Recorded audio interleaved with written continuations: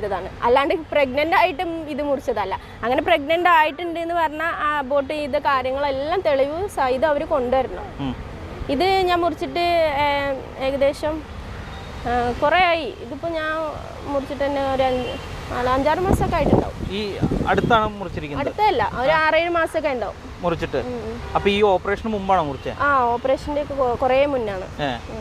അപ്പോൾ ഓപ്പറേഷൻ മുന്നേ എന്ന് പറഞ്ഞാൽ ഓപ്പറേഷൻ കഴിഞ്ഞിട്ട് ഇപ്പോൾ ഒത്തിരി നാളായിട്ടില്ലല്ലോ? ഇല്ലല്ലോ, ഓപ്പറേഷൻ കഴിഞ്ഞിട്ട് ഇപ്പോൾ 1.5 മാസം 2 മാസം ആയിട്ടുള്ളൂ. ആ, റീസെൻ്റ്ലി ആയിട്ടുള്ളൂ. അതിന് മുമ്പ് മുറിച്ചിരിക്കുന്നത്. ഓക്കെ. ഇപ്പോൾ പൊതുവേ ഒരു പറച്ചിലുണ്ട് ഷാജിദയ്ക്ക് അഹങ്കാരം കൂടി. കാരണം വേറെ ഒന്നുമല്ല, ആൾക്കാർ നിരന്തരമായിട്ട് സോഷ്യൽ മീഡിയയും കാര്യങ്ങളും നോക്കിക്കൊണ്ടിരിക്കുന്നത്. ആ സമയത്ത് ഷാജിദയുടെ ആദ്യമുള്ള ഒരു സംസാരമൊക്കെ ഉണ്ട്, വളരെ പാവമായിട്ട് വളരെ കൂളായിട്ട് സംസാരിക്കുന്ന രീതിയൊക്കെ ഉണ്ട്. പക്ഷേ ഇപ്പം മാറിയിട്ട് ഷാജിയുടെ സംസാരത്തിൽ മാറ്റങ്ങൾ വന്നിട്ടുണ്ട്. പച്ചയായിട്ട് തെറി പറയുന്ന രീതികൾ വന്നിട്ടുണ്ട്. പറഞ്ഞിട്ടുണ്ട്. തെളിവുണ്ട്.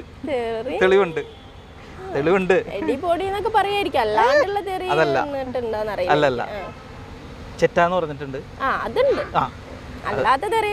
ഇല്ല, അതും ഒരു തെറിയുടെ ഒരു തുടക്കമാണ്. അതിനാണ്. പക്ഷെ അത് ഞാൻ പറഞ്ഞുതരാം, അത് നമ്മുടെ ഈ സബ്സ്ക്രൈബേഴ്സ് തന്നെയാണ് എന്നെ അങ്ങനെ ആക്കി തീർത്തത്. എങ്ങനെ?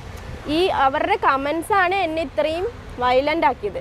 കാരണം എന്താന്ന് വെച്ചാല് ഞാൻ നല്ല രീതിയിലാണ് പോയിട്ടുണ്ടായിരുന്നത്.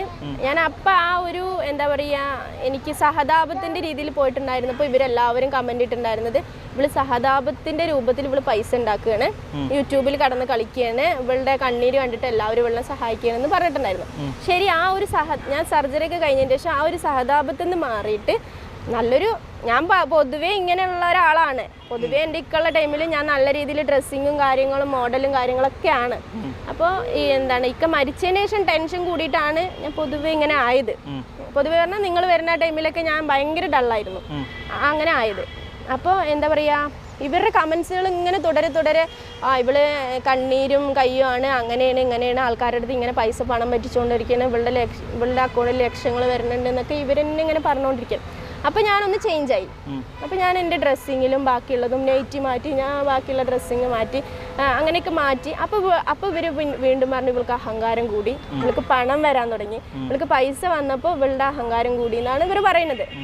പക്ഷെ എനിക്ക് അഹങ്കാരം കാര്യങ്ങൾ എനിക്കുണ്ടോയെന്ന് എനിക്കറിയില്ല. ഞാൻ പിന്നെ പൊതുവെ സംസാര രീതി എനിക്ക് അങ്ങനെയാണ്. ഇല്ല, സംസാര രീതിയിൽ മാറ്റങ്ങൾ വന്നിട്ടുണ്ട്. അത് പിന്നെ ഇപ്പോൾ ഞാൻ നിങ്ങളൊക്കെ ഇന്റർവ്യൂ എടുക്കുന്ന ടൈമിലും ആ ടൈമിലൊക്കെ ഞാൻ മാനസികമായിട്ട് ഒരു പിരിമുറുക്ക, പൊതുവേ ഞാൻ ഇതാണ് ഷാജിദ പറഞ്ഞത്, ഇതാണ് റിയൽ ഷാജിദ. ആക്ടിങ് അല്ല, അത് എനിക്ക് മാനസികമായിട്ടുള്ള ഒരു പിരിമുറുക്കത്തിന്റെ നില സൈലന്റ് ആയിരുന്നു. ഇപ്പൊ നിങ്ങൾ വരുന്ന ടൈമിനൊക്കെ മുന്നേ ഞാൻ മിണ്ടലില്ല, മക്കളോടടക്കം ഞാൻ മിണ്ടലില്ല. റൂമിൽ ഇങ്ങനെ ഒരു ഭാഗത്തിരിക്കും, ഉമ്മാനോട് മിണ്ടില്ല, പുറത്ത് വരില്ല, റൂമിന്റെ ഉള്ളിൽ തന്നെ അടച്ചിരിക്കുന്ന ഒരു പ്രകൃതിയായിരുന്നു. ഫോണെ ഞാൻ യൂസ് ചെയ്യലേ ഉണ്ടായിരുന്നില്ല. ഫോണൊക്കെ എനിക്ക് പാട്ട്, ഫോൺ ഇതൊക്കെ ഭയങ്കര ദേഷ്യമായിരുന്നു. ആ ഒരു 4-5 മാസം എനിക്ക് അങ്ങനെ ആയിരുന്നു.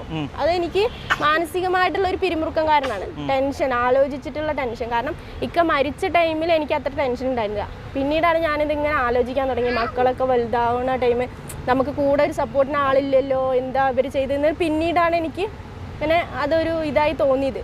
അപ്പോൾ ആ ടെൻഷൻ കാരണം കൊണ്ട് ഞാൻ സൈലന്റ് ആയി. മാനസികമായിട്ട് ഞാൻ നല്ല ഡൗൺ ആയി. ഇതൊന്നല്ല, ഞാനൊന്നും ഒരാളുടെ അടുത്തും പ്രതികരിക്കില്ല, ഫോണെടുത്ത് സംസാരിക്കില്ല, ഫ്രണ്ട്സുകൾ വിളിച്ചാൽ മിണ്ടില്ല, വീട്ടിൽ ഉമ്മാനോട് മിണ്ടില്ല, അനിയത്തിമാരോട് മിണ്ടില്ല, മക്കളോട് മിണ്ടില്ല, അങ്ങനെയായിരുന്നു. പക്ഷെ റിയൽ ഷാജിദ ഇതാണ്. അത് പണ്ടുള്ളവർക്ക് അറിയാം, കല്യാണം കഴിഞ്ഞപ്പോഴും അല്ലാത്തവർക്കും മിക്കാൻ്റെ വീട്ടുകാർക്കും ഒക്കെ അറിയാം. ഞാൻ എന്തെങ്കിലും പറഞ്ഞാൽ അതിനുള്ള മറുപടി ഞാൻ അപ്പോൾ കൊടുക്കും. എനിക്ക് ദേഷ്യം വന്നാൽ ഞാനുള്ള കാര്യങ്ങൾ പറയും. അങ്ങനെയുള്ള ഒരു ക്യാരക്ടറാണ് എൻ്റെ. പക്ഷേ അതിൻ്റെ അകത്ത് ആരും വന്നിട്ട് ഇപ്പോൾ ഷാജിയുടെ സുഹൃത്തുക്കൾ ഉണ്ടെന്ന് പറഞ്ഞു, ഫാമിലി ഉണ്ടെന്ന് പറഞ്ഞു, പക്ഷെ ആരും വന്നിട്ട് ഒരു കമന്റ് പോലും ഇട്ടിട്ടില്ല.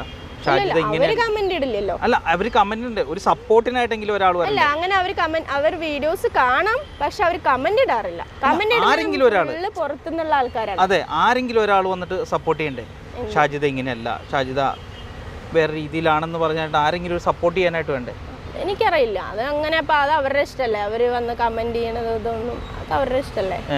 കമന്റ് ഒന്നും നമ്മൾ നോക്കിയിട്ട് കാര്യമില്ല. അപ്പൊ ഇന്ന് ഈ ഒരു 3-4 ദിവസം മുന്നേ വരെ ഞാൻ എയറിലായിരുന്നു. ഈ 3-4 ദിവസം കഴിഞ്ഞത് ഞാൻ നല്ല താഴത്തെത്തി. ഇപ്പൊ നല്ല കമന്റ്സുകൾ ഇപ്പൊ എടുത്ത് നോക്കിയാൽ കാണാൻ നല്ല കമന്റ്സുകളാണ് വരുന്നത്. അതിന്റെ മുന്നൊക്കെ ഭയങ്കര മോശമായിട്ടുള്ള കമന്റ്സ് ആയിരുന്നു. സോഷ്യൽ മീഡിയ ആവുമ്പോൾ മോശം കമൻറ്റും വരും, നല്ല കമൻറ്റും വരും. നമ്മൾ സപ്പോർട്ട് ചെയ്തിട്ടുള്ള ആൾക്കാരുണ്ടാവും. ഈ ടൈമിൽ തന്നെ നമ്മളെ സപ്പോർട്ട് ചെയ്ത് ഒരുപാട് പേര് വിളിച്ചിട്ടുണ്ട്.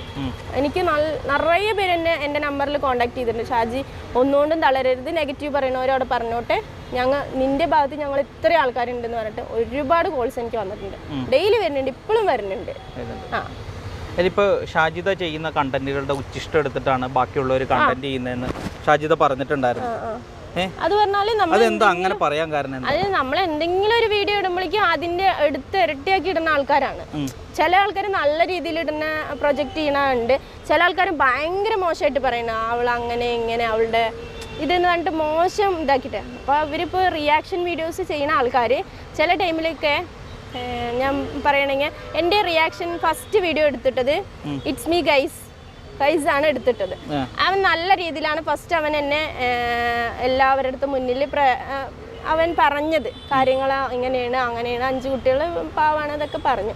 അതെല്ലാം കഴിഞ്ഞിട്ട് പിന്നെ അവൻ മഴവിൽ കേരളത്തിൻ്റെ ഇൻ്റർവ്യൂ കഴിഞ്ഞ് ഇൻ്റർവ്യൂവിൻ്റെ കുറച്ച് പോർഷൻ കട്ട് പോർഷൻസ് എടുത്തിട്ട് അവൻ ഭയങ്കര മോശമായിട്ടുള്ള, അവൻ അതിൻ്റെ ഉള്ളിൽ നല്ലത് പറഞ്ഞിട്ടുണ്ടെങ്കിലും അവൻ്റെ തമ്മിലേൻ ഷാജിദയുടെ ഇക്ക മരിക്കാൻ കാരണം അവരുടെ സഹോദരങ്ങളാണെന്ന് പറഞ്ഞിട്ടൊരു തമ്മിലേൻ ഇട്ടിട്ട് അവൻ വീഡിയോ ചെയ്തു. അതിൽ ഭയങ്കര പ്രശ്നമായി എനിക്ക്.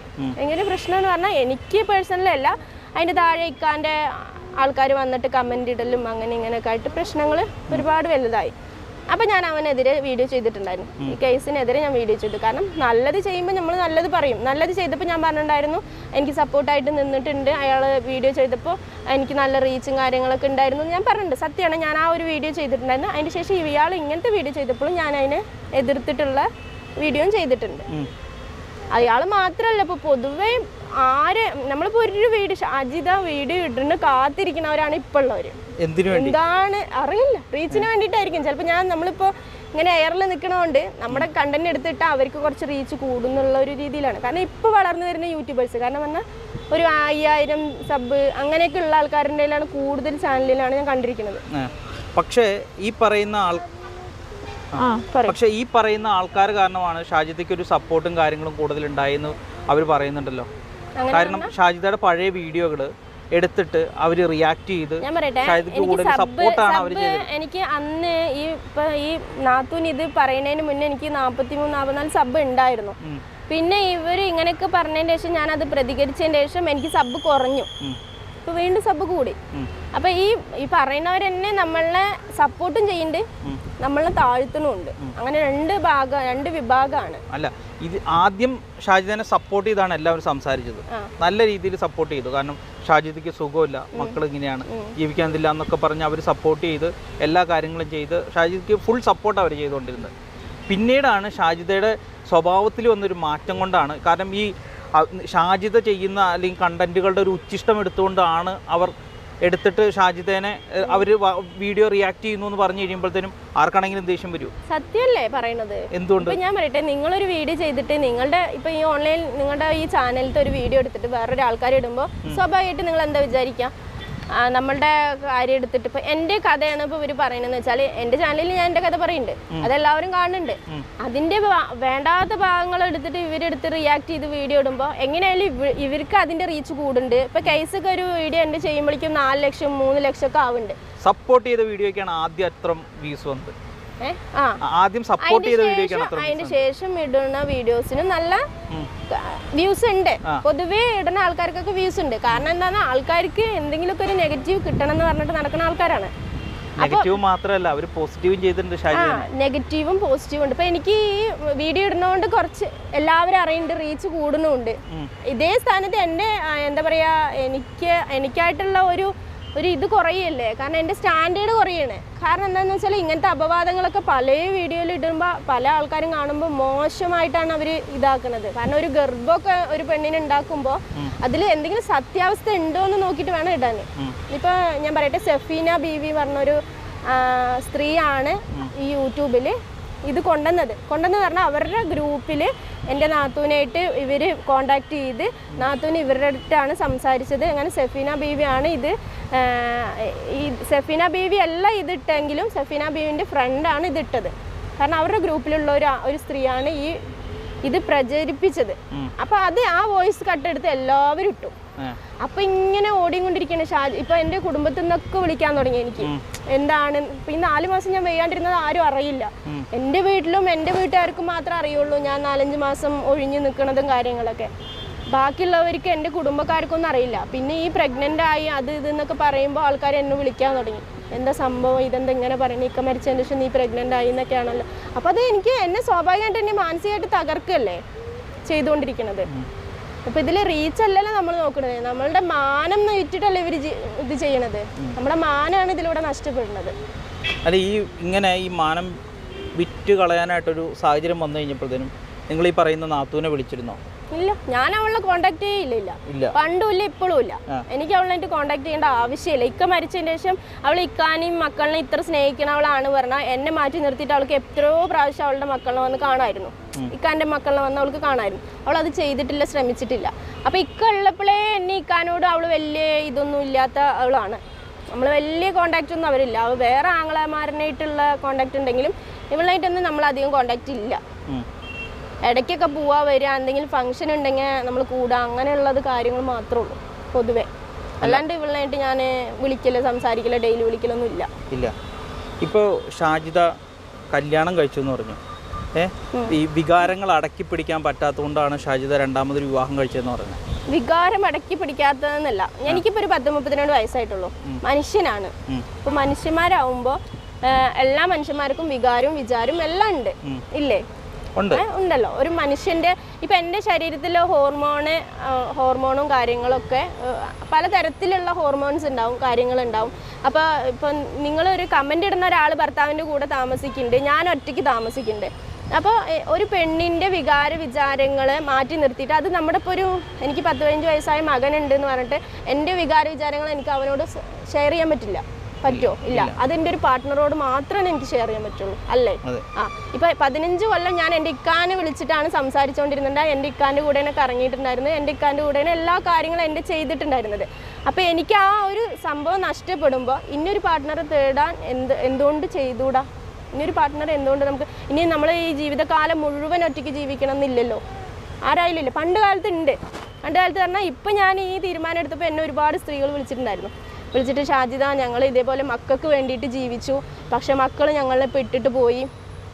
സ്വാഭാവികമായിട്ട് ഇട്ടിട്ട് പോവല്ല, അവർക്ക് അവരുടെ ലൈഫായപ്പോൾ അവരുടെ ഭാഗമായി, ഞാൻ ഒറ്റയായി. ഇപ്പം എനിക്ക് തോന്നുന്നുണ്ട് ഒരു കല്യാണം കഴിച്ചാലോ ഒരു പാർട്ട്ണർ ഉണ്ടെങ്കിൽ എന്ന് തോന്നുന്നുണ്ട്.